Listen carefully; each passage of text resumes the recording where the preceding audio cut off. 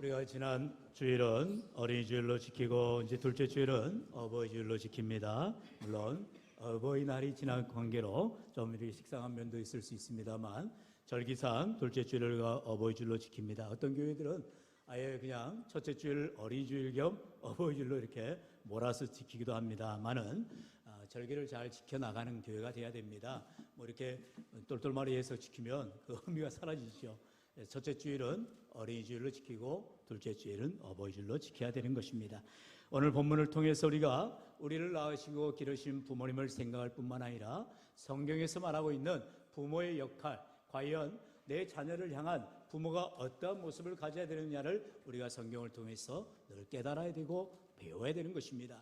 여러분, 부모는요, 자녀에게 항상 본이 되는 삶이 되어야 되는데 어떤 본이 되어야 되느냐? 물론 세상 가운데서도 명망을 가지고 또 명성을 가지고 또한 명예를 가지고 살아가는 것 중요합니다. 그러나 우리가 신앙의 가정을 이룰 때에 가장 중요한 것은 부모의 믿음의 모습이 어떠냐라는 것이죠. 신앙의 명문가가 되어야 됩니다. 신앙의 아름다운 모습을 유산을 남길 수 있는 귀한 부모들이 되어야 할 줄로 믿습니다. 오늘 바로 성경에서 말하는 이 어머니, 바로 누군지 이름은 밝히고 있지 않지만 가나안이라고 하는 이방 지역에 사는 이 여인의 모습을 통해서 그 가정에 하나님 놀라운 믿음을 선포하신 것을 보면서 우리의 가정 가운데에서도 여러 가지 문제 가운데 있는 자녀들을 위하여서 간절히 기도하는 부모들이 되어지고 그 기도를 통하여서 응답되어지는 믿음의 부모들이 될 수 있기를 주의 이름으로 간절히 축원합니다. 그렇다면 이 가나안 여인의 믿음은 어떠한 믿음인가요? 첫 번째로 나를 불쌍히 여기소서라고 자신을 간절히 고백하는 자인 것을 봅니다.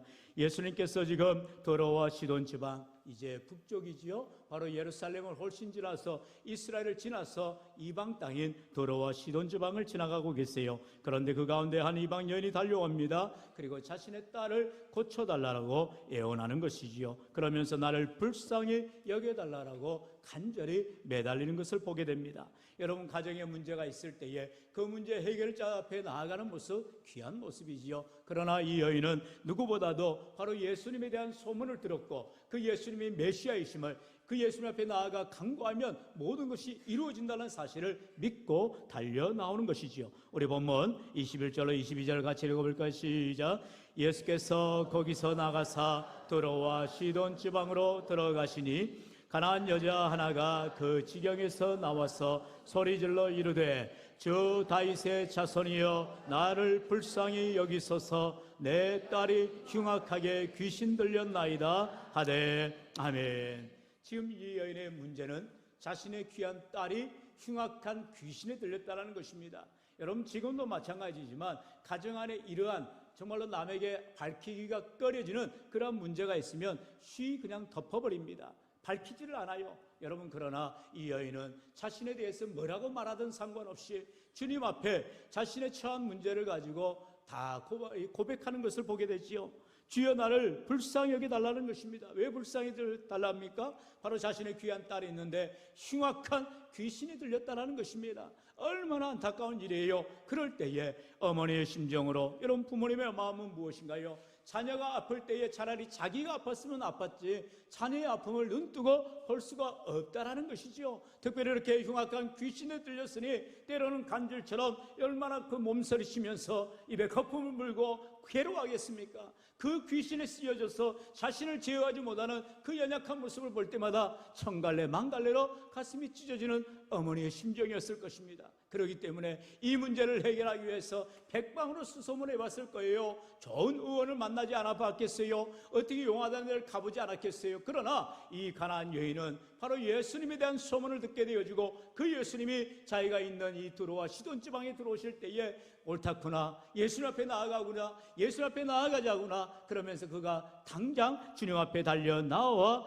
믿음의 고백을 하더라는 것입니다. 예수님에 대한 고백이 무엇입니까? 바로 주 다윗의 자손이라는 것입니다. 분명한 신앙의 고백, 예수님이 주님이시여 바로 다윗의 자손으로 오신 메시아라는 사실을 그가 믿음으로 고백하는 것을 봅니다. 여러분, 이처럼 이 인생의 가운데에 참으로 주님이 오셨음을 고백하며 그 주님을 만나며 주님 앞에 신앙의 고백을 하는 아름다운 모습, 이 신앙의 모습이 귀한 삶이었다는 것입니다. 당시에 유대인을 비롯해서 수많은 사람들은 예수님이 누군지조차도 몰라요. 그저 기적을 베푸는 청년 중에 하나로 압니다. 선지자인지도 모르겠다라고 말합니다. 그러나 이 여인은 분명하게 예수님이 누군가를 고백하고 있다는 것입니다. 바로 예수님이 메시아요 다윗의 후손으로 오신 주님이라는 사실을 분명하게 고백하고 있다는 것입니다. 오늘 우리 인생 가운데에 예수님을 누구로 믿느냐에 따라서 그 사람의 삶이 달라지는 것을 보게 됩니다. 이방 여인이었지만 그는 그 소문을 듣고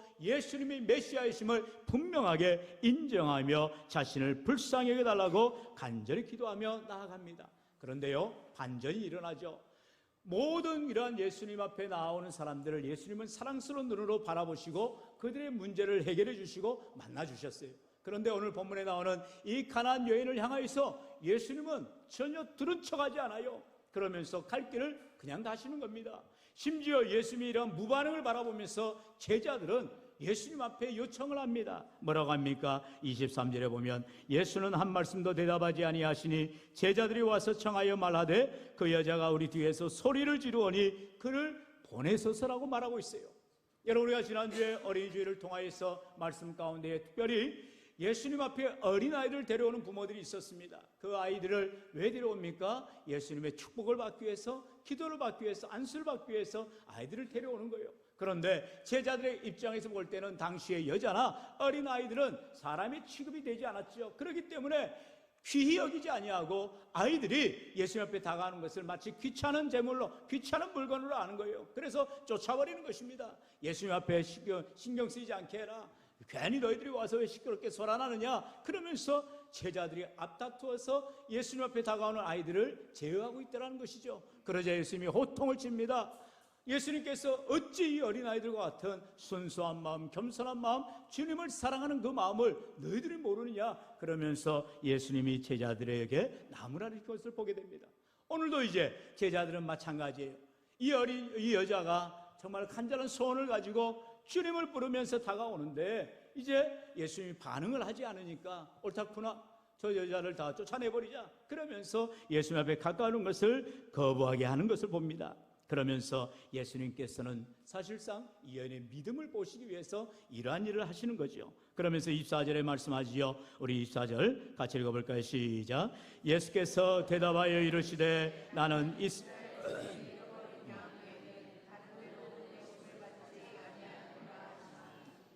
아멘. 이제는 예수님께서 아예 한술 더 떠서 말씀합니다. 나는 이스라엘의 잃어버린 양 외에는 내가 보냄을 받지 않았다 라고 말씀하신 거예요. 다시 말하면 당신과 같은, 너와 같은 이방인을 위해서 내가 와야 될 이유가 없다, 도와줄 이유가 없다라는 그런 무언의 표현인 거지요. 그런데 여러분, 예수님께서 이렇게 말할 때에 이방 여인의 모습을 보시기 바랍니다. 25절에 뭐라 대답합니까? 다시 한번 같이 읽어가요. 시작. 여자가 와서 예수께 절하며 이르되 주여 저를 도우소서. 아멘. 주여 저를 도우소서. 비록 이 여인에게 예수님께서 뭐라고 말씀을 하든, 제자들이 뭐라고 거부를 하든 상관하지 않고 예수님 앞에 가까이 나아가 엎드려 절을 하며 주님 저를 도와주옵소서라고 간곡하게 매달리는 것을 보게 됩니다.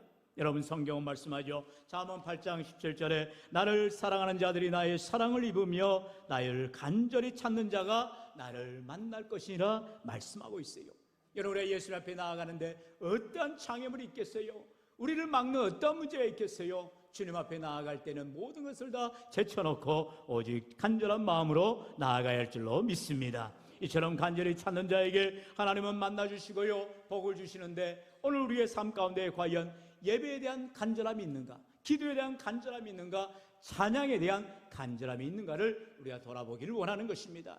우리는 너무나 형식적이지 않아요? 또는 어떤 습관에 따라 예배하지 않아요? 때는 우리가 기도하면서도 뭐 이루어주시면 감사하고 이루지 않으면 어쩔 수 없고 이런 마음으로 여러분 기도하지 않나요? 여러분, 그런 불신앙의 모습들을 물리치시고 오직 간절하게 주님을 사모하며 믿음 가지고 달려나오는 이 여인과 같이 주님 앞에 간절한 기도와 찬양과 예배를 통하여 주님을 만날 수 있기를 축원합니다. 바로 이 여인에게는 이러한 믿음이 있었던 거예요. 두 번째로 주여 올소이다마는, 한번 따라할까요? 주여 올소이다마는, 올소이다마는, 예수님의 말씀을 먼저 인정합니다. 그러나 그의 믿음의 고백을 하는 것을 보지요. 예수님께서 26절에 자녀의 떡을 취하여 개들에게 던짐이 마땅하지 아니하라고까지 말합니다. 심지어 이 여인이 개와 같은 존재다, 당신은 사람이 아니라 개다라고까지 얼마나 자신을 갖다가 아주 취급을 하는 것을 봅니다. 그런데 이 여인은 그런 충격적인 단어를 듣고 충격적인 말을 듣고도 예수님 앞에 옳습니다. 맞습니다. 저는 이방인이에요. 저는 하찮은 존재예요. 저는 아무것도 아닙니다. 그러나 주님, 제가 주님 앞에 간절히 원하는 것은 제 딸아이를 낳게 해주시는 것입니다라고 매달리는 것을 보게 됩니다. 여러분, 우리의 삶 가운데에 그러한 모습이 있나요? 정말로 주님 앞에 나아갈 때에 여러 가지 것들로 치장하고 우리를 때로는 가리고 우리는 주님 앞에 내 민낯을 드러내는 것을 거부할 때가 너무나 많아요. 예배는 드리는 것 같아요. 찬양은 드리는 것 같아요. 기도는 드리는 것 같아요. 그러나 식상한 예배, 전혀 변화가 없는 예배, 우리 자녀에게 본이 되지 못하는 예배가 되지는 않냐는 것입니다. 오늘 이 어버이주일을 맞아서 참으로 이 가난한 여인과 같이 진실한 모습으로 때로는 자신이 열등감에 시달려주고 때로는 자신이 여러 가지 모멸감을 당하고 때로는 손깍지를 당한다 할지라도 내 아이를 위해서라면, 내 딸아이를 낳기 위해서라면 어떤 말에도 굴하지 않는 이 신앙의 모습, 아름다운 믿음의 모습이 회복되어야 할 줄로 믿습니다. 바로 27절의 이 여인의 대답이지요. 우리 같이 읽어봅니다. 시작. 여자가 이르되 주여 옳소이다마는 개들도 제 주인의 상에서 떨어지는 부스러기를 먹나이다 하니. 아멘. 요즘 세상 같으면 전혀 맞지 않는 단어죠. 요즘 개들은 완전히 상전이에요, 상전. 여러분, 우리 동네 일산만 봐도 얼마나 개들이 상팔자입니까? 예, 어린아이들이 타는 그런 유모차에 개들이 타고 있어요. 그리고 개들이 먹는 걸 보세요. 아주 고단백, 아주 고칼로리 좋은 것만 또 먹이는 사람들도 봅니다. 여러분, 요즘 세상에는 개들은 부스러기 먹지 않아요. 그러나 당시에, 예수님 당시에 우리가 수십 년 전만 해도 개는 정말 똥개였죠. 네. 그래서 예, 그런 취급을 받았는데 지금 예수님이 말씀하는 거예요. 주인의 상에서 떨어지는 부스러기 같다 할지라도 이 여인은 그 부스러기를 먹지 않습니까? 저희에게 조그만 은혜라도 베풀어 주옵소서라고 간구하고 있다라는 것입니다. 사랑하는 성도 여러분, 다 좋습니다. 그러나 개들도 상에서 떨어지는, 주인의 상에서 떨어지는 부스러기를 먹지 않습니까? 그 은혜라도 저에게 주옵소서라고 간절히 매달리는 이 여인, 정말로 귀한 믿음의 모습이다라는 것입니다. 여러분, 예수님은 그 모든 상황을 모르실 리가 없어요. 때로는 그 자존심을 건드린 것 같고 열등감을 건드린 것 같았지만 그럴수록 이 여인이 진짜 믿음의 모습이 나오더라는 거예요. 우리 가운데 예수님을 믿노라면서도 때로는 가정에 어떤 문제가 생겼을 때, 내 삶에 어떤 스크래치가 생겼을 때 그걸 감추기 급급하고 교회나기를 꺼려하며 사람 앞에 드러나기를 싫어하는 연약한 모습을 우리 가운데 얼마나 많이 보여주고 있습니까? 아니라요. 여러분, 우리가 때로는 예수 믿다가 망할 수도 있어요. 실패할 수도 있어요. 병들 수도 있어요. 그게 무슨 창피할 노릇이요, 부끄러운 노릇입니까? 오히려 그럴수록 주님 앞에 믿음으로 나와 하나님의 은혜를 구할 때 우리 하나님께서 바로 이 가난한 여인에게 주시는 놀라운 축복, 믿음의 약속을 바라보시기를 축원합니다. 여러분, 어떠한 믿음입니까? 주여 옳소이다마는이라는 믿음의 모습인 것입니다. 주님을 인정합니다. 나의 처지를 인정합니다. 그러나 주님 은혜를 베풀어 주옵소서라고 간구해야 되는 것입니다. 여러분, 신앙의 사람들은 이와 같이 믿음이 흔들리지 않는 모습을 보여주는 것을 봅니다. 바로 아브라함을 보세요. 아브라함은 창세기 12장에 이제 하나님께서 그를 부르셔서 믿음의 조상으로 삼으시기 위하여 그의 고향과 본토, 친척, 아비 집을 떠나게 합니다. 그리고 75세에 비로소 하나님의 약속을 바라보고 나아가게 되지요. 여러분, 하나님께서 아브라함을 부르신 나이가 75세라는 것에 우리가 집중해야 할 필요가 있지요. 이왕이면 젊을 때에, 이왕이면 능력 있을 때, 이왕이면 돈 많을 때에 부르시면 얼마나 좋겠어요? 아니라요. 우리 하나님께서는 때에 맞춰서, 하나님의 때에 맞춰서 아브라함을 부르시는 것이요, 그 아브라함으로 하여금 인내하며 믿음으로 간다하게 하시겠다는 것입니다. 그런데 그 아브라함에게도 약속을 주시죠. 너에게 아들이 있으리라 약속하였지만 그 아들이 1년 만에 나옵니까? 75세인 노구의 몸인데도 어떻게 아들이 곧 생길 수가 있겠어요? 전혀 생산할 능력이 없지요. 그런데 아브라함은 개수가에서 그 하나님의 약속을 붙들고 약속을 믿음으로 바라보며 나아가는 인생이 되어집니다. 여러분, 로마서 4장 18절에는 이와 같은 아브라함의 믿음을 고백하지요. 우리 18절 같이 읽어봅시다. 시작. 아브라함이 바랄 수 없는 중에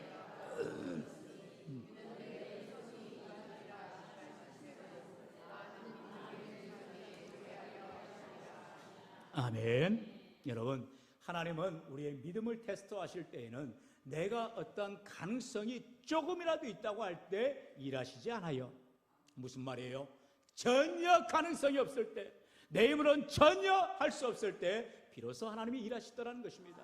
아브라함이 75세 이 하나님의 약속을 받았지만 무려 25년이나 지나야만 그 약속이 이루어지더라는 것입니다. 나이 100세가 되어서야 전혀 가능성이 없는 제로의 상태에서 하나님이 기적을 베풀어 주시더라는 것입니다. 마치 이 여인에게도, 이 가나안 여인에게도, 그는 태생적으로 이방인입니다. 유대인이 아니에요. 그러니 그와 같이 사람 취급받지 못하는 연약한 인생이 되어지고, 또한 그 가정에 어려운 문제, 딸아이가 귀신 들렸을 때에 사람 앞에 드러내기도 힘든 문제를 주님 앞에 가지고 나와 고백할 때에 주님이 전혀 아는 척도 하지 않고 모른 척 하시더라는 거예요. 그럼에도 불구하고 이 여인은 어떤 수모와 모멸감 속에서도 주님 앞에 간절히 나아가 주님, 나를 불쌍히 여겨 주옵소서, 나의 기도를 들어주옵소서, 무엇보다도 주님의 말씀은 다 옳습니다. 그러나 원하건대 은혜를 베풀어 주옵소서라고 간구하는 것을 보게 되는 것입니다. 오늘 우리의 삶 가운데에 어떠한 문제가 있다 할지라도, 어떠한 고난이 있다 할지라도 주님이 이루실 일을 기대하며 믿음 가지고 소망 가지고 나아가는 저 여러분 될 수 있기를 축원합니다. 이러한 믿음의 사람에게 마지막에 우리 주님께서 드디어 말씀하십니다. 바로 내 믿음이 크도다 말씀하시는 것이에요. 이 여인의 믿음을 보기를 원하셨던 예수님께서 비로소 이 여인으로 하여금 내 믿음이 크도다, 우리 주님 앞에 큰 믿음, 귀한 믿음, 아름다운 믿음을 가질 수 있기를 축원합니다. 우리 28절 같이 읽어봅니다. 시작. 이에 예수께서 대답하여 이르시되 여자여 내 믿음이 크도다, 내 소원대로 되리라 하시니 그때로부터 그의 딸이 나으니라. 아멘. 그때로부터 바로 예수님께서 이 여인의 믿음을 보시고 칭찬하시고 그때로부터 그 아이가 낫게 되었다는 사실입니다. 여러분, 기적은 언제 일어난다고요? 내 믿음이 증명되어질 때에, 우리 주님 앞에 인정받을 때에, 주님 앞에 칭찬받을 때에 기적은 일어나게 되는 줄로 믿습니다. 우리 주님의 칭찬, 내 믿음이 크도다. 우리 주님은 언제나 믿음 보기를 원하세요. 그리고 우리의 기도 제목을 간구할 때에 그 기도가 그대로 이루어지는 놀라운 역사가 일어나게 되더라는 것입니다. 오늘도 하나님은 믿음의 사람들을 찾으십니다. 정말로 주님을 의지하고 신뢰하고 믿는 자를 우리 주님이 찾고 계세요. 그렇다면 우리의 가정을 위해서, 내 자녀손들을 위해서 믿음으로 기도하는 부모들이 될 때 그 기도마다 하나님께서 믿음대로 들응답하여 주시는 줄로 믿습니다. 여러분, 이 시간 이 여인의 믿음을 다시 한번 보시기 바랍니다. 하나님 앞에 신실한 믿음이었어요. 세상 사람들이 인정받는 믿음이 아니라 하나님께 인정받는 믿음이었다는 것입니다. 나는 아무것도 아닙니다. 부스러기 은혜라도 주옵소서. 나는 그와 같은 처지일지라도 좋습니다. 그래도 좋사오니 내게 은혜를 베풀어 주옵소서라고 간구하는 이 겸손한 믿음의 사람들을 우리 하나님이 기억하시고 은혜를 더하여 주시겠다 말씀합니다. 사랑하는 성도 여러분, 사무엘상 2장 30절에는 우리 주님의 약속의 말씀을 오늘 이 시간 마지막으로 우리 같이 읽으면서 설교를 마치겠습니다. 우리 30절 하반절 같이 읽습니다. 시작. 나를 존중히 여기는 자를 내가 존중히 여기고 나를 멸시하는 자를 내가 경멸하리라. 아멘. 여러분, 먼저 하나님을 어떻게 내가 섬길 것인지를 결단하시기 바랍니다. 내가 하나님을 존중히 여기면 하나님도 나를 존중히 여겨주십니다. 그러나 내가 하나님을 멸시하면 우리 하나님은 우리를 경멸하신다 말씀하세요.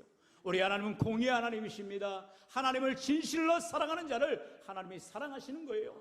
그러나 겉으로 사랑하는 척하며 겉으로 섬기는 척하는 자를 하나님은 절대로 사랑하지도 귀하게 여기시지도 아니하신다는 것입니다. 이처럼 오늘도 우리가 주님 앞에 나와 내 가정이 아름다운 믿음의 가정이 되기를 원할 때에 먼저 부모로서 자녀에게 신앙의 본이 되어줄 뿐만 아니라 진실한 믿음, 큰 믿음을 가지고 하나님 앞에 나아가 간절히 간구할 때 우리 주님께서 다 기도마다 들어응답해 주시고 우리의 자녀들을 복되게 하시고 놀라운 기적으로 함께하는 축복이 임하시기를 주의 이름을 간절히 축원합니다. 축원합니다.